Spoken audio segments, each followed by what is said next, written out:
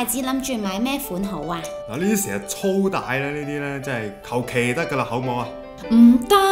咁有紀念價值嘅嘢，梗係要有鑽石啦，咁先代表永恆噶嘛。哎喲，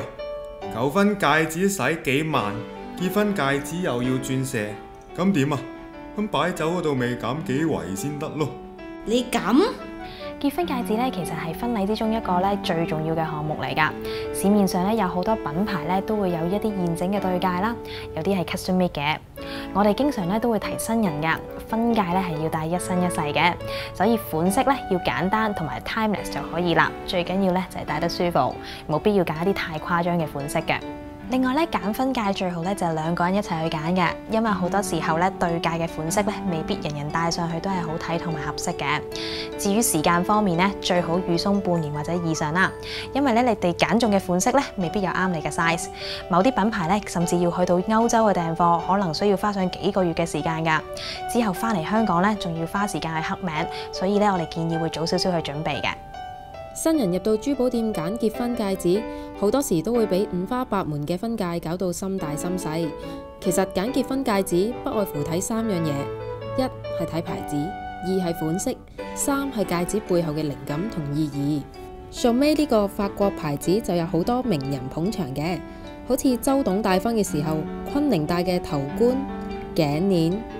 高圓圓結婚戴嘅手鐲同埋戒指，都係出自呢個品牌㗎。佢哋出品嘅結婚戒指都係以經典、簡約同埋容易配襯嘅款式為主，方便日常配搭同埋出席唔同嘅場合用嘅。至於設計背後嘅靈感同意義都好緊要㗎，例如呢款戒指上面有個扣形嘅裝飾，就係代表愛人緊緊相連嘅意思。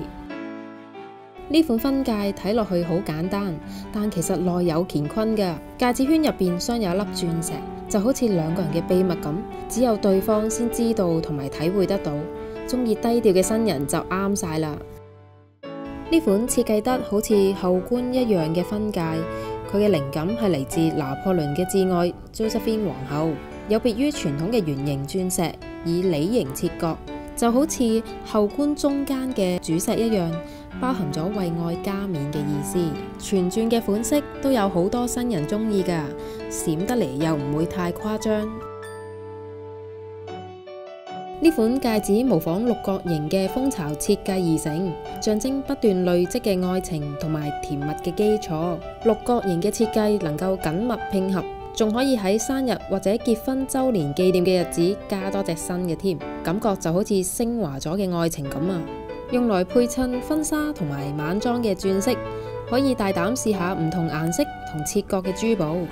只要配合到新娘嘅個性，佢哋都可以令造型錦上添花。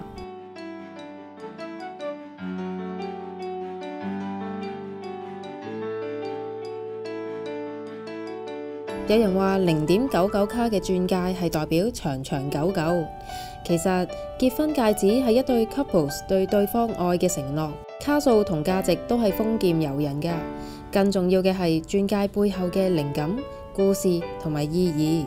有 GIA 證書先係真品，其實唔一定㗎，因為 GIA 係一個國際性嘅鑽石鑑定機構，要取得佢哋嘅證書係需要一定嘅時間同埋成本，所以市場上一般達0.3卡或以上嘅鑽石先會有 GIA 嘅證書㗎。戒指托有分18K 黃金、白金、玫瑰金同埋鉑金，都係為咗迎合唔同客人嘅喜好同埋膚色而設嘅。至於保養鑽戒方面，只需要用暖嘅番梘水清洗，並以軟布抹乾就可以㗎喇。